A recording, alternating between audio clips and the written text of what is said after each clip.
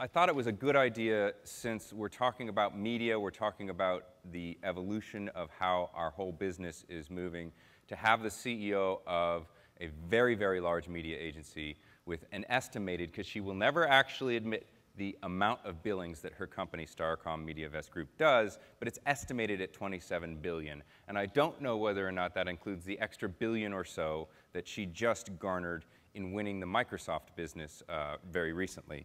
Laura Desmond, please join me in welcoming Laura to the stage. She's a star. I'll let you go here. I'll sit here. There we go. All right. You get to be my first victim. Wonderful. And I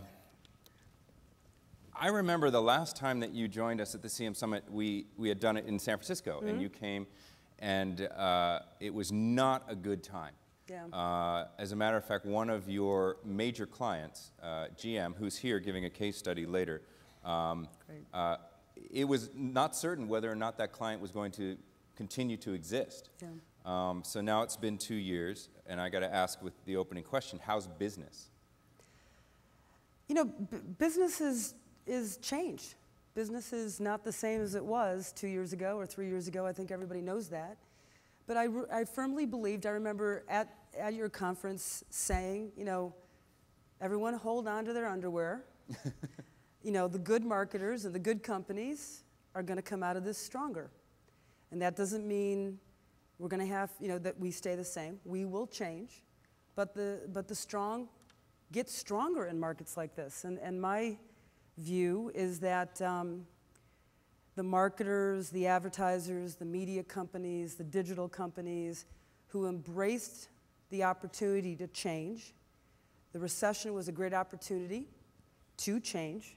And those who did, I think, are better positioned for today and the future. I really fundamentally believe that. So one of the changes that, and I've stacked the deck a bit because Laura and I have spoken previous to this, but one of the things that you told me is that the mix of your spend across all of your, you know, many agencies has shifted during that period of time in the last 3 years or so, from about 85-15, which I would call analog digital, to almost 30% digital. Is it working? Yes. Yes. I think that, first of all, I think that there was great comfort for both advertisers and agencies that we were able to, during the midst of change and declining budgets, reshift to what we were able to track and measure through the funnel. And so as we really did push our share of spending and our mixes for some of our clients to more mid and lower funnel activity, what we did was do it with confidence because we could measure it and we could get real-time measurement about what was working and what wasn't working. And so, yes, it is working. And I think what we've seen over these last 2 to 3 years is we've seen the silos of brand equity marketing, okay, or brand marketing, and performance marketing, or acquisition marketing, start to fall away and really become one. So in today's marketplace, you can't be just concerned with upper funnel. Because just to be concerned with upper funnel, you're going to miss what's going on in the mid to lower funnel. You're going to miss opportunities to capture and interact with consumers and customers. Also, you can't just be lower funnel. You can't just be focused on acquisition and performance and not think about what you're doing to your brand in terms of overall 360 communication points.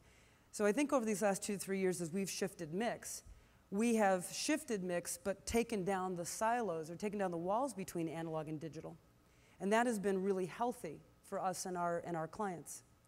And I've been very proud to work with clients who wanted to be on the leading edge of this. And you spoke about GM. I mean, as difficult of a process that GM went through, they held on firmly to what they were doing in search and display and acquisition marketing. That was something that just wasn't going to go away for them. And in fact, they really worked very hard to make sure that the gains that they had made in digital would not be lost while they went into the bankruptcy period. Right, right. Now, you mentioned the wall between analog and digital, but isn't there also something of a wall between sort of that bottom of the funnel, best understood as search and lead gen and that kind of approach, which has really didn't have much of a bump through the recession, right? Yeah, People are like, I'm going to spend as much as I can there as long as it returns. Yeah. But, for example, one of your clients is Procter & Gamble. Yeah. How do you explain return on investment to Procter & Gamble in the top of the funnel stuff, in display and in brand, in digital? Yeah. Aren't they sort of scratching their head and saying, I don't see how the return, pays out? Yeah, with all marketers who have been traditionally focused on brand equity measures, likability, favorability, brand love, it has been more difficult to get them to embrace and accept some of the measurement around display, not because they didn't think it could work or that it had the ability to work. It had more to do with the fact how their marketing mix modeling was taking those inputs and the measurement or the results that they were spitting out. One of the things that I see is that marketers intuitively knew you couldn't treat display one-dimensionally. It was neither going to be, the whole obsession with pre-roll 3 or 4 years ago. Everyone knew that was interesting, but not sustainable, not a long-term play. Display, everyone wanted to have as many banners and buttons as they could, and then quickly everyone realized, well, that's not really working for us, either because we can't measure it or consumers can opt out.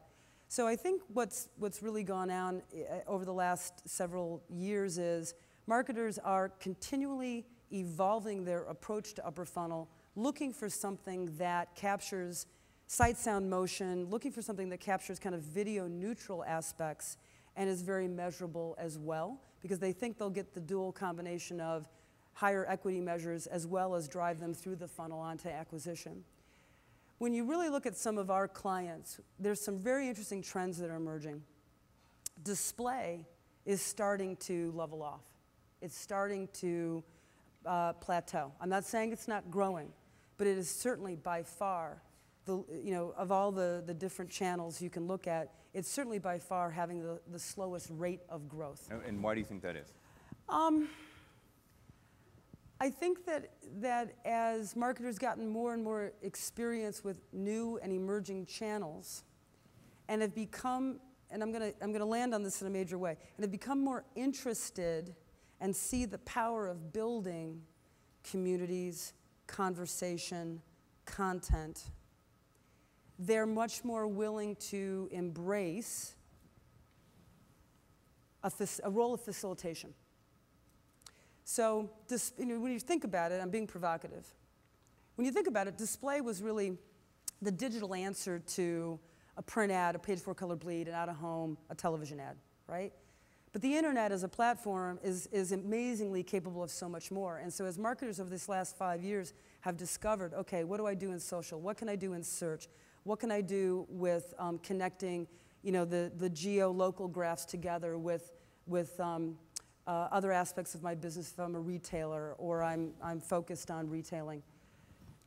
They're just pushing more and more into relevancy and into connections in a deeper and more meaningful way. And that's what I think is very interesting about the digital age. In my view, in our company's view, the digital era of communications is much more about facilitating consumer experience. It's not about the push or the pull anymore. It's much more about the facilitation of an experience between a consumer and a brand. So if I'm reading you right, you're singing a song that I love, which is the brand as publisher. Yep. And one of the hottest, and we even had a discussion internally about whether the CMS should mean the Content Marketing Summit as opposed to the Conversational Marketing Summit, because content marketing is so in the air, and you mentioned it, and I know P&G, well, clearly an innovator in this back in the television days, absolutely, right? With innovating on soap operas and creating the content for a new platform. Yeah. Is that what you're suggesting, that brands start to truly become either the underwriters and facilitators, or in some cases actually the publishers of experiences that are consistent with the brand values? Yes. Yes. Are there examples that you can point to that have worked, or that that are starting to work? Yeah, I mean, I think, I mean, you mentioned Procter & Gamble. I mean, the work that they did with the soap operas really set for 50 years a framework for how to create content, how to use it as a place to market your brands, and then how to take that content and extend it. I think their program, which has run for 35 plus years, the People's Choice Awards, a fantastic example of, again, a program that's been on first screen that has migrated very naturally to second screen and third screen, where they do online voting and social mobile voting across a variety of categories. I think that's a great example of an owned asset that then they curate to different channels. I think a great example for P&G also is with Yahoo, The Thread, which was a piece of content that was developed with MediaVest, with P&G, the client, as well as with Yahoo, where it was an ongoing series and programming that was a great home for many beauty brands and other scale brands inside of the P&G portfolio of brands. That, I think, has been running for 3 years now. The partnership that P&G has with CW and America's Next Top Model, that is, I think, Series 17. And that lives on 2 screens with plans to go to a third with mobile. There is no doubt, I mean, whether it be a Coca-Cola, a Procter, a Microsoft, a Kraft, a Kellogg, there is no doubt that more and more savvy marketers look across the spectrum. Paid media, which you can sometimes own, owned media, which are your own assets, as well as the content that you create and curate, and earned, the conversations around that, and looking across paid, owned, and earned and saying, how do I plan communications across all 3, horizontally and stacked, and then what assets can I own and curate for a 24/7 relationship with consumers? And I think, again, the smart marketers are embracing brand as publisher, marketer as facilitator of experience. Let's face it, a lot of people don't know how to do it well. We're all learning. Certainly, measuring across paid, owned, earned is a huge challenge when most marketing mix models don't have measuring across paid right. But without a doubt, I don't think that's where we're going. So the market, you brought it up, so I'm going to just dig into it, because the media mix model, both when we spoke and then I wrote up what we spoke, and then in a recent Adweek, it might have even been today, an Adweek article in which you called what is, I think, the sort of the standard of understanding, how to spend your media money, media mix modeling. You said it's obsolete. Yeah. Can you, first of all, for those of us who've never bought television, it's me, or sold it, except it wired unsuccessfully for 1 year, what is it, and why is it obsolete? Okay. Well, market mix modeling is essentially a measurement approach or model. And there are many different market mix modeling tools out there. Some that are developed by clients themselves and proprietary to clients. Others that are offered by independent companies or third-party research companies. But market mix modeling attempts to measure all the media inputs in a given marketing plan, along with other business dynamics and business factors, everything from weather to relocation or retail location to competitive activity, and assigns an ROI value to each channel based on its contribution to sales. Typically, market mix modeling, because essentially market mix models were created in an analog-driven era. Typically, market mix models do a pretty good job of measuring analog media, and they have really struggled at measuring new forms of media channels like digital, like search, mobile. And are they retarding the investment because there isn't the equivalent of that? I have seen it, yeah. I've definitely seen it. And part of the problem is the model themselves. the inputs are just not correct. Some of the basic assumptions just aren't correct or they're flawed. And so it's very difficult to make decisions on your overall communications mix if you know in your gut or know based on consumer response that some of the work that you're doing in emerging media is having a great effect, or you see it in terms of the real-time behaviors. And yet the market mix model will come back, usually 6 months later and say, you know what, the ROI for that was 50% less than the traditional television ad. So you do struggle with inputs, you struggle with decisions. I would say about 4 to 5 years ago, I absolutely saw market mix models be huge restrainers on the amount of money that we were shifting into digital, because any brand manager who would look at the models would say, boy, I really want to do this, but hey, it's got a 3x less ROI than print and out-of-home and television.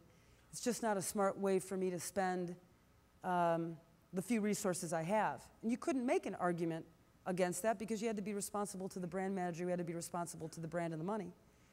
Yet as we went through those years, 4 or 5 years ago, we knew that we were not doing something, which was following audiences. We saw all the audience flow start to go from analog to the digital space. And market mix models, in some respects, held back us being at pace with the consumer or that audience flow. It was really kind of right before the recession and into the recession where all of a sudden marketers said, hey, everything's up in the air. What should we do to make sure that this limited money we're spending is going to be effective? At that point in time, it was much easier for us to have conversations about the real data in the marketplace we were seeing, as well as audience traffic and audience flow.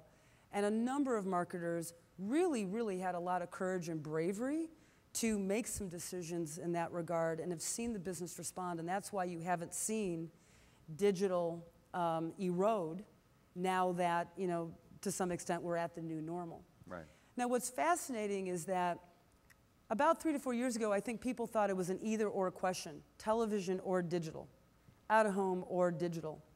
And what everyone has begun to see, and you just saw that 3 weeks ago when the upfronts were here, there was never a bigger week in New York during upfront season the last 10 years as we had this past 3 weeks ago, the upfront week. Everybody was here, huge. What everyone's begun to see is it's an and world. What you can do in the digital space helps be an engine or an amplifier for the traditional paid space, and vice versa.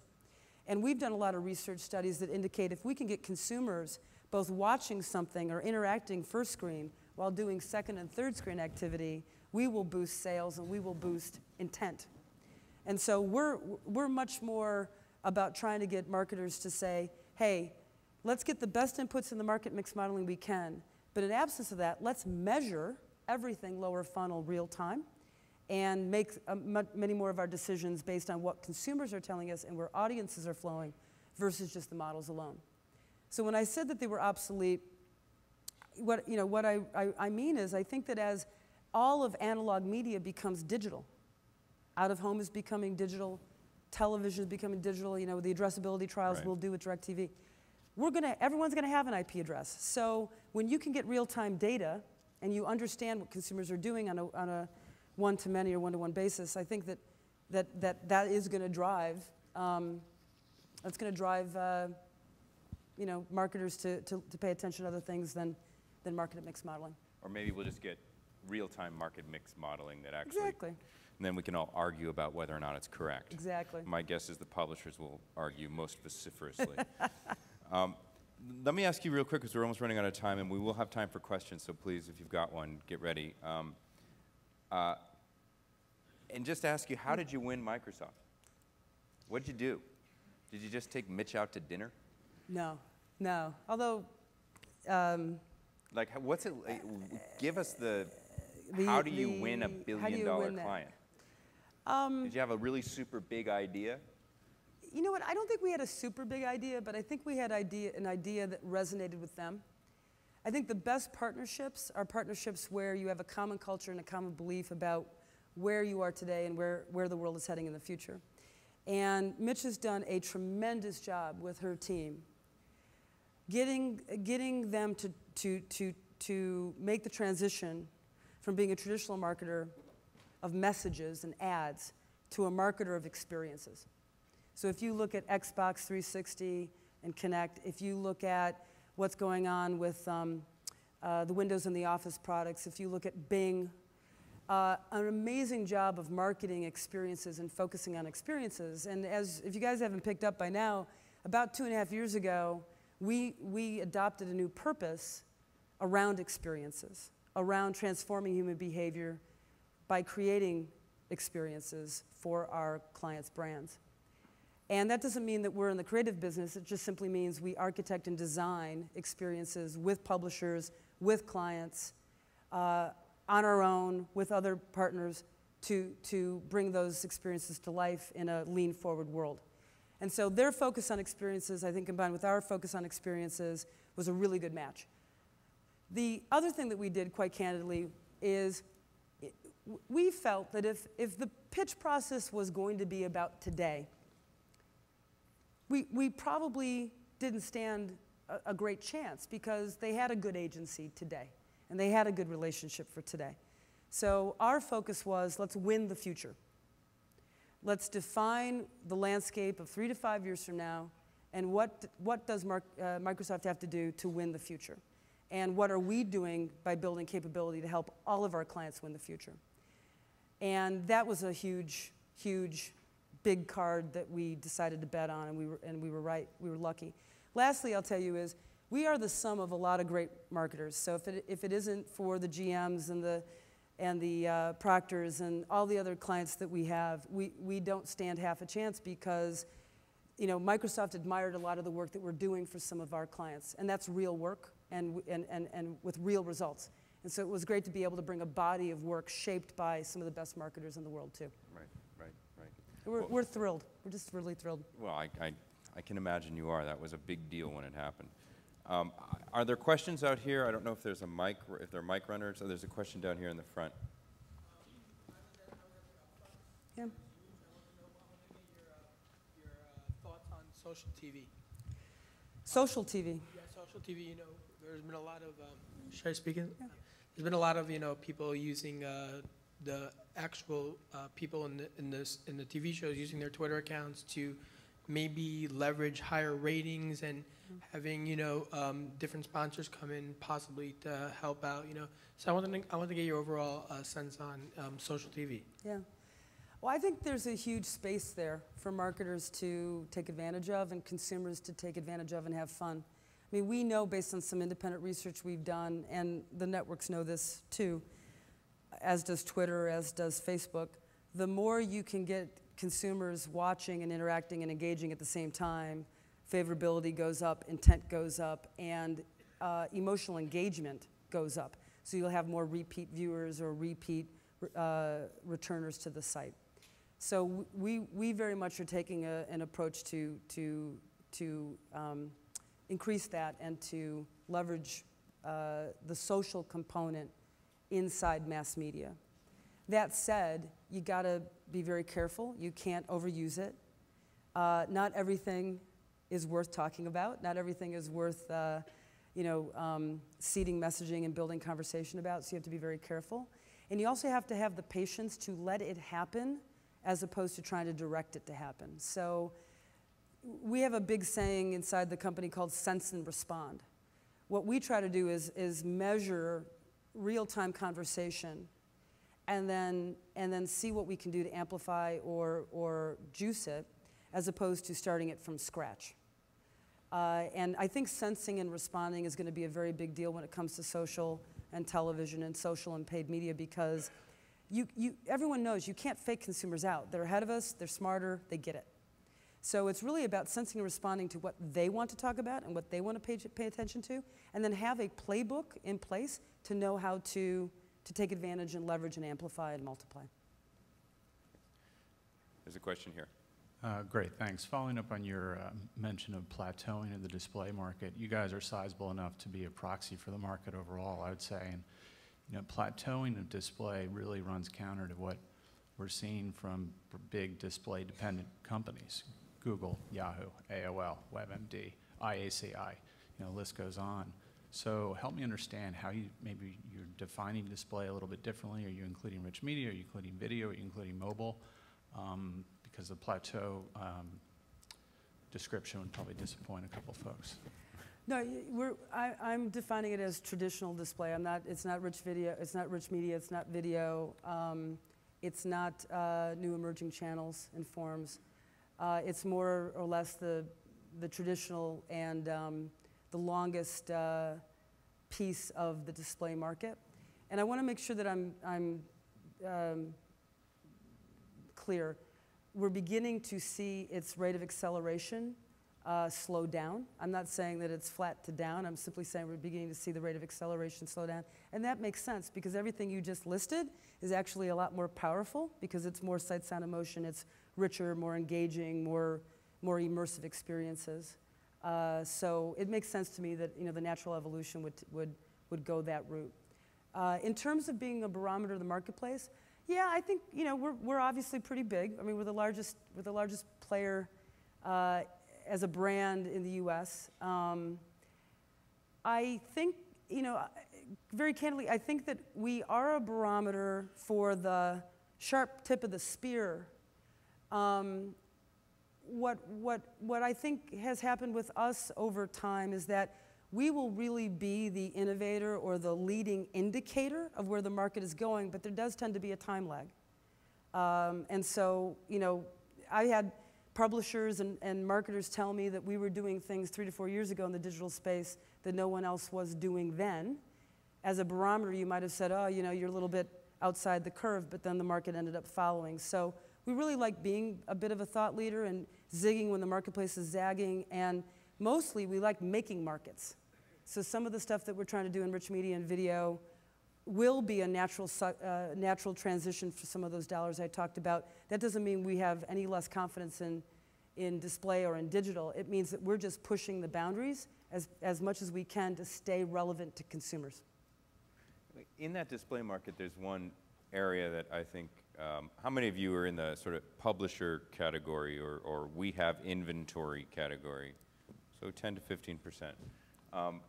That I think folks are confused by, which is the DSP trading desk model of taking inventory and attaching data of some kind to it, putting it into an RTB, real-time bidding environment, and buying ads, display that way. Your company, broadly, your parent company, has been an innovator in this space. What's your view of that? And because we've got Neil Mohan coming from Google tomorrow, and it's been predicted by folks like Neil to be a massively growing part of the whole, ecosystem. What's your view of that? I share that view. It is a growth part of the ecosystem. I think everybody has a chance to win. And I think rather than fighting over territory, if you will, it is a growing piece of the pie where everyone can, I think, win. Clients can win because they get inventory much more efficiently and much more targeted with the right audiences. Agencies and holding companies can win because they're able to shape the market, make the market. Publishers can win because you sell your inventory and have a very consistent throughput or flow to do that. And I think digital partners like Google's, like AOL, like Yahoo can win too. So I think everyone can win. I think it is part of the business to stay. What I love about it is that as we migrated to our thinking on DSP, that's when it really clicked for us in our organization that it is all about following audiences. Because when you start to look at the trends in the audience flow, when you can look at DSP data, what you begin to see is the decisions that you make correctly and the decisions that you don't, and how you have to work at pace of consumer and audience flow in order to take advantage of the market. I think it's made us better planners and buyers to better understand audience flow and to better understand how to target much more effectively based on real behavior and real attributes. And it's made some of our clients much happier because they're getting exactly what they want versus more of a broad spectrum. So I think everyone can win. I think it's here to stay. I think that it's all, it's up to all of us to improve it and hold ourselves accountable. If it's not delivering, if the ROIs aren't there, people shouldn't use it. I'm very interested in how sort of that thing that advertising, I guess, once was or will again be driven by, which is creativity. Yeah. Plays into a world that is algorithmically determined. And how one says, I have this set of creative assets, right? And, oh, these are the assets that work best in this environment, as opposed to a content marketing environment that may be an ongoing engagement over 17 years in some cases, right? And I think that's an open question that hasn't yet been solved, right? It is, and it's actually something that I'm spending personal time on for Maurice and Publicis Group, actually, because the next natural place you go, after you get one with the fact that everything is going addressable and everything's going to have an IP address, once you get one with the fact that you are going to have the ability to target smaller and smaller audience groups and aggregate them quickly for clients to still get in context, in real time. Right. Once you're comfortable with all of that, and those are big ifs, but once you're comfortable with all that, like us, I mean, we're about to go into test trials with DirecTV, 10 million homes across the country, where we will have dozens of potential opportunities to version messaging for our clients. Then the big thing hits you. It's creativity. So we can parse it into dozens of options, dozens of feeds, dozens of target groups. And I love that, because it's going to be a really cool time in our business to be in this business. But then you sit there and say, but if I don't have the right idea, the right messaging, and the right creative to run in all those spaces, then we're going to be nowhere. And so that's actually one of the projects I'm working on with the group right now is how can we inspire and help shape and get the creative agencies ready as partners with us for this new world of addressability and versioning. And we have over the last several years brought in a lot of content specialists, some creative specialists into our company because we want to help clients curate content. But the next big leap is how can we help inspire and partner with creative agencies to get them ready for a world where the brief to Saatchi or to Crispin is not one campaign, 3 ads, one idea, one target. The brief is, we can do it 50 ways. How do you want to do it? Right. I wish we could keep going, but Laura is, as I expected, bringing up all these threads that I hope we can weave together over the next day and a half. We are going to have major announcements both in measurement in about 15, 20 minutes, as well as in briefing, which is tomorrow. But please join me in thanking Thank you. Laura for coming. Great, thank you. Thank you very, very much. Love you, John. Thank you.